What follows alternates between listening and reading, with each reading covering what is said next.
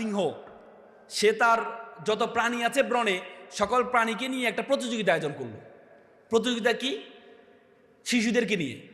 তো সিংহ তার ছেলেকে বলে, বাবা প্রত্যেকটা প্রতিযোগিতা তোমাকে ফার্স্ট হইতে হবে, যেহেতু তোমার বাবা বনের রাজা। তোমার বাবা কি বনের রাজা? তো সে বলল, ঠিক আছে বাবা। তো প্রথম প্রতিযোগিতা হচ্ছে সাঁতার প্রতিযোগিতা। দেখা গেল বাঘের ছেলেকে পিছনে ফেলে, সিংহর ছেলেকে পিছনে ফেলে কুমিরের ছেলে ফার্স্ট হয়েছে, আর সিংহর ছেলে সবার লাস্ট হয়েছে। সিংহ তো মেজাজ খারাপ, আমার ছেলে সবার লাস্ট হইলো। পরে ছেলেকে ডাকলো, বাবা দ্বিতীয় প্রতিযোগিতা তুমি যদি ফার্স্ট না হও তাহলে তোমাকে আমি ত্যায্য করে দিব, তোমার মতো সন্তান আমার আর দরকার নেই। দ্বিতীয় প্রতিযোগিতা কি? উড়ার প্রতিযোগিতা।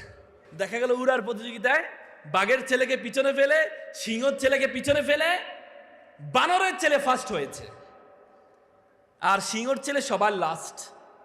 সিংহ তার ছেলেকে ডেকে এনে ত্যায্য করে দিয়ে, তোর মতো ছেলে আমার আর দরকার নেই। আপনি কি মনে করেন সিংহের কাজ কি সাঁতার কাটা, উড়া? না। আপনি যদি মনে করেন পাশের বাসার ভাবির মেয়েটা ভালো নাচতে পারে, আমার মেয়েকে নাচে ফার্স্ট হইতে হবে। পাশের বাসার মেয়েটা গান গাইতে পারে, আমার মেয়েকে গান গাইতে হবে।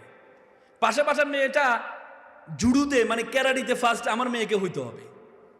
পাশের বাসার মেয়েটা ক্লাসে ফার্স্ট হয়েছে, আমার মেয়েকে ফার্স্ট হইতে হবে। না, আপনার মেয়েকে আল্লাহ তাআলা একটা স্পেশালিটি দিয়েছে, একটা স্পেশাল নলেজ দিয়েছে।